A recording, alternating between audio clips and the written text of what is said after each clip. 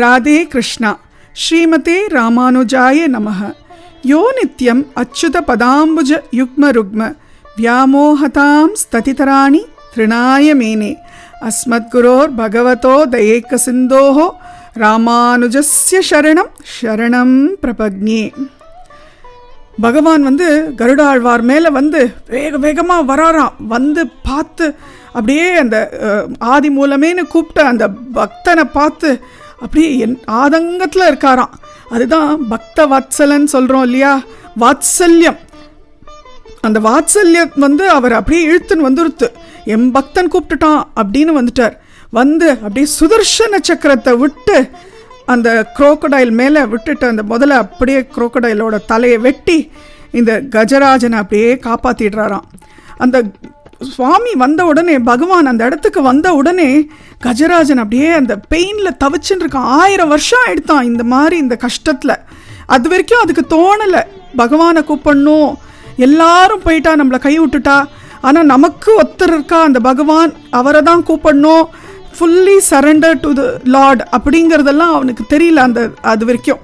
அதுக்கப்புறம்தான் அவனுக்குள்ளே இருக்கிற ஹிருதய கமலத்தில் இருக்கிற அந்த வாய்ஸ் பெருமாள் அவரே நீ என்ன கூப்பிடு நான் வருவேன் அப்படின்னு சொன்னதுக்கப்புறம்தான் ஆதி மூலமேன்னு கூப்பிட்டு பகவான் வந்தாச்சு. இப்போது அது வந்ததை பார்த்த உடனே அந்த பெயின்லேயுமே அந்த குளத்தில் ஒரு அழகான ஒரு வெள்ளை கலர் தாமரை இருந்துதான். அந்த தாமரையை பறித்து பெருமாளுக்கு கொடுக்கறதான் அழகாக. அப்போ தான் பெருமாள் எனக்கு அப்படியே கண்ணில் ஆனந்த பாஷ்பம் வருதான் பெருமாளுக்கு.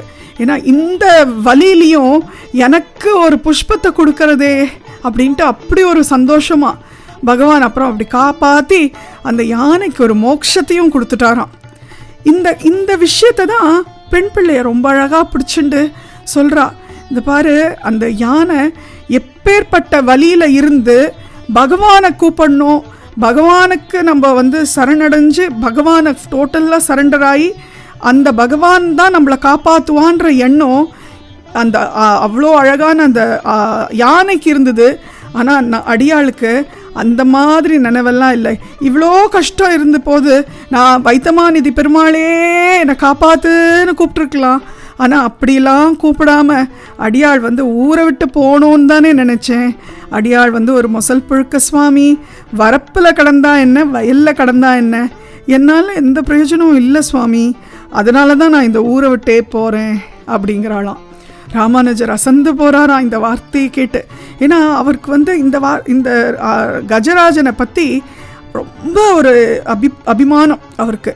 ஏன்னா அந்த அளவுக்கு பெருமாள் மேலே இருக்க இந்த பக்தியை எப்படி அழகாக வெளிப்படுத்திடுது அப்படின்னு. ஒரு யானையாக இருந்து 5 அறிவுன்னு சொல்லுவோம் அனிமல்ஸ்க்கு, அந்த 5 அறிவுலேயும் இந்த யானை எவ்வளோ சிரேஷ்டமான ஒரு யானை அப்படின்றது ராமானுஜர் வியந்து போவாராம்.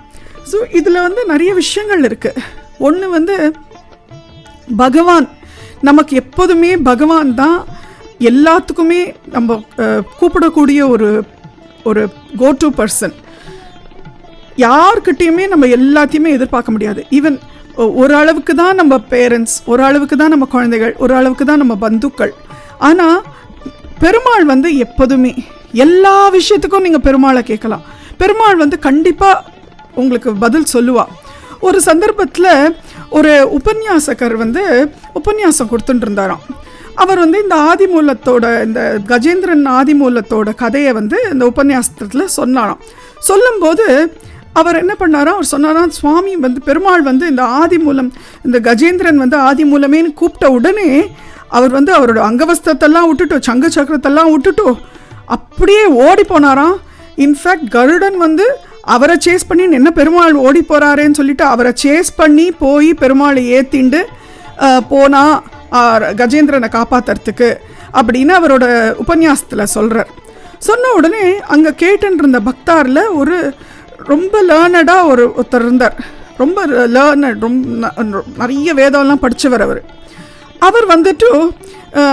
எல்லாம் இந்த உபன்யாசம்லாம் முடிஞ்சதும் அந்த உபன்யாசம் சொன்னவரை கூப்பிட்டு, அவருக்கு தெரிஞ்சவர் தான், நீங்கள் ரொம்ப நல்லா உபன்யாசம் சொன்னேள், ஆனால் இந்த விஷயம் சொன்னேள் பார்த்தேளா, பெருமாள் எல்லாத்தையும் விட்டுட்டு வந்தாருன்னு, அதெல்லாம் நான் ஒத்துக்க முடியாது. என்னதான் இருந்தாலும் பெருமாளுக்குன்னு ஒரு இது தனி மதிப்பு இருக்கு இல்லையா? சங்கு சக்கரத்தெல்லாமா விட்டுட்டு அவர் வருவார், அங்கவஸ்திரத்தெல்லாமா விட்டுட்டு வருவார். அப்படியெல்லாம் வரத்துக்கு வாய்ப்பு இல்லை. நீங்களும் வந்து உபன்யாசம் பண்ணுறேன்றதுக்காக எது வேணாலும் சொல்லலான்றது கிடையாது அப்படின்னு பரிகாசம் பண்ணுறார். அப்போ உடனே அவர் ஒன்றும் அந்த டைமில் சொல்கிறதில்ல. அந்த உபன்யாசக்காரர் வந்து அதெல்லாம் ஒன்றும் கண்டுக்கிறதில்ல. அவர் என்ன பண்ணுறார், நீங்கள் வந்து நாளைக்கு சரி ஓகேன்னு தலையாட்டிட்டு நாளைக்கு எங்கள் ஆற்றுக்கு நீங்கள் சாப்பிட வாங்களே அப்படின்னு இன்வைட் பண்ணுறார் அவரை. அவரும் சரி ஓகே அப்படின்ட்டு நெக்ஸ்ட் டே போகிறார் அவாத்துக்கு சாப்பிட்றதுக்கு. சாப்பிட போனால் இலையெல்லாம் போட்டு அவருக்கு நல்லா அவர் சொல்கிறார், நீங்கள் உங்களோட இதை நீங்கள் நல்லா கம்ஃபர்டபுளாக ஆயிக்கோங்கோ. உங்களோட இது அவர் பட்டு பீதாம்பரம் அது இதெல்லாம் உடுத்திட்டு பட்டு வேஷ்டி அங்கவஸ்திரம் அதெல்லாம் போட்டுன்னு உங்கள் அங்கவஸ்திரத்தெல்லாம் கைட்டி வச்சுட்டு நல்லா கம்ஃபர்டபுளாக உட்காந்துன்னு சாப்பிடுங்கோ அப்படின்னு சொல்லிவிட்டு அவரை நல்லா உட்கார வச்சு சாப்பாடு போட்டு இலையெல்லாம் போட்டு பரிமாறுறார். பரிமாறின உடனே அவரெல்லாம் சாப்பிட ஆரம்பிக்கிறார். கொஞ்சம் சாப்பிட்டுட்டே இருக்கார். அதுக்குள்ளே ஒருத்தர் வரார், ஒரு இன்னொருத்தர், இவர் 2 பேருக்கும் தெரிஞ்ச ஒருத்தர் வரார். ஸோ வந்துட்டு அவர் சொல்கிறார், இந்த உட்காந்து சாப்பிட்றாரு அவர்கிட்ட சொல்கிறார், இந்த மாதிரி உங்கள் பிள்ளை வந்து கணத்தில் விழுந்துட்டான் அப்படின்னு சொல்கிறார்.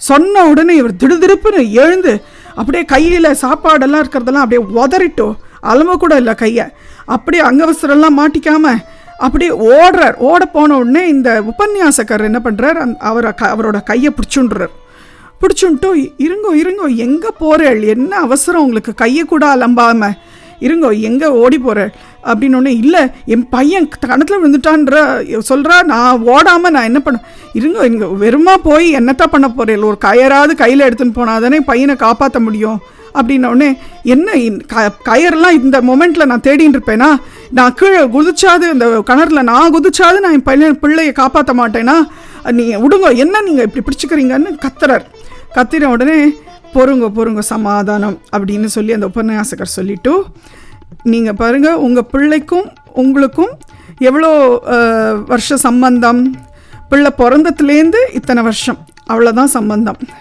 ஆனால் பகவானுக்கும் பக்தனுக்கும் எத்தனையோ ஜன்மாக்கள், கோட்டி ஜன்மாக்கள் சம்பந்தம், எத்தனையோ வருஷ சம்பந்தம் இல்லையா? அந்த மாதிரி ஒரு பக்தன் வந்து பகவானை கூப்பிடுச்சே, பகவானுக்கு வர ஆதங்கம் தான் இப்போ உங்களுக்கு வந்திருக்கு, உங்கள் பிள்ளையை காப்பாற்றணும்னு.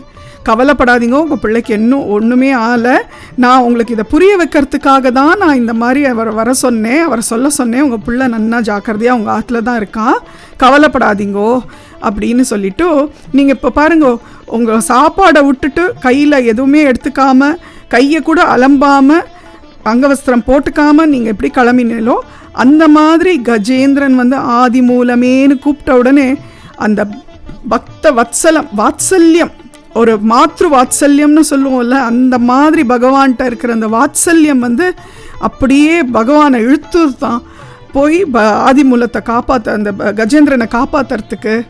அதுதான் வாத்சல்யம். இப்போ வெளிப்படுத்தினதும் அதே வாத்சல்யம் தான்.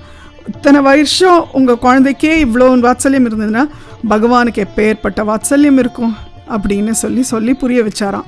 அப்போ தான் இவர் என்னை மன்னிச்சுக்கோங்கோ, நான் புரிஞ்சுன்ட்டேன் அப்படின்னு சொல்லி அவர் சொல்கிறாராம்.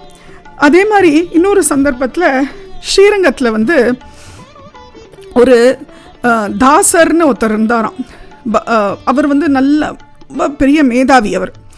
அதே டைமில் வந்து அந்த ஊரில் இருக்கிற ராஜாவுக்கு ஒரு சந்தேகம் வந்துருத்தான், நமக்கும் பெருமாளுக்கும் எவ்வளோ தூரம் அப்படின்ற ஒரு சந்தேகமாக.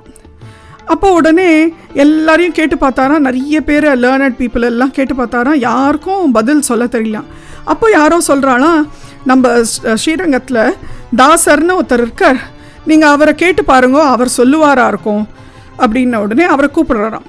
கூப்பிட்ட உடனே அவர் சொல்கிறாராம், நமக்கும் பெருமாளுக்கும் கூப்பிட்றது தூரம்தான் அப்படின்னு, கூப்பிட்டா கேட்கும் அந்த டிஸ்டன்ஸ் தான் அப்படின்னு சொல்கிறாராம்.